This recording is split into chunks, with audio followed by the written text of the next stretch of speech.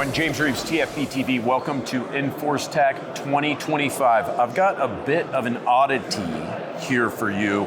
Yes, if you're familiar with LMT, this is the LMT CSW. But this one, by operation of law, one of my favorite operations, has a Swiss suppressor in it. I've got Renato here. Renato's going to tell us about what this is and how this came to be. Renato, tell us all about it. Yeah, so this came to be due to the export laws of the US. You cannot export suppressors to non-government end users. So we work a lot with LMT due to a sister company of ours being the distributor for LMT in Switzerland and other European countries. And then at some point we wanted to get CSWs, but there was the suppressor issue. So we then ordered the CSWs without a suppressor and made one ourselves. So this was a project that was LMT knew about that. It's not a knockoff. You collaborated with LMT. We collaborated, yeah, exactly. Yeah. That's also why the end cap design is the same as on the original LMT suppressor. But it's our suppressor. We make it in Switzerland, and there's no ITAR on that. It can be shipped anywhere where Swiss government will approve for export. Right, so you order these rifles then, just as the regular version without the suppressor, and they come in? How do you get them? They just leave away the suppressor because it's threaded onto the barrel somewhere down here. And yeah, we just order them without a suppressor and then screw on our suppressor, and then it's a fully functional CSW as intended. What caliber is this in? That's a 300 blackout. CSW is for confined space weapon, so this was made to be a super compact weapon. It was never meant to be super quiet, so it is not very quiet, but it has a lot more punch than a very short 5.56 would have, and it's not as loud as an unsuppressed shorty 5.56. So this was meant for like infiltrating ships or other confined spaces. Where it's loud. Yeah, right. So thus CSW. Exactly. What's the barrel length? Do you know? I think it's 9 inches, 9.5, around there. Does this go over the barrel at all, or is it just thread onto the end of it and go under the handguard? It threads onto the barrel behind the muzzle. So the gas block is here. That's a pistol length gas system.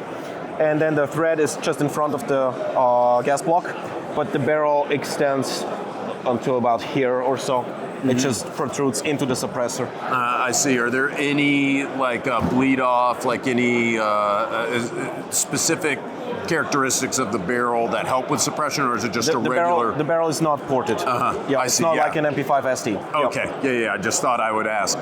It's also got the little tiny, I forget what this is called, but the PDW stock. Yeah, the PDW stock. Makes it as small as possible. Yeah, it's a shortened buffer tube as well.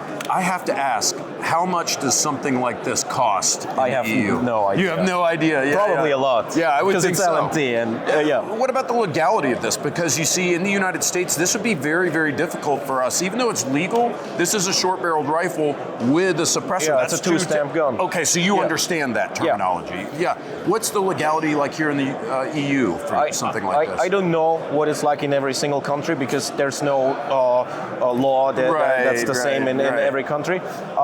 But in Switzerland, for example, this is just a gun. It requires a permit to buy the gun, and the suppressor is a suppressor that requires an exceptional permit, or in some regions of Switzerland, because it's different from canton to canton. Some cantons consider this as one suppressed firearm, so it only requires one permit for the suppressor, and then the gun is included in the suppressor.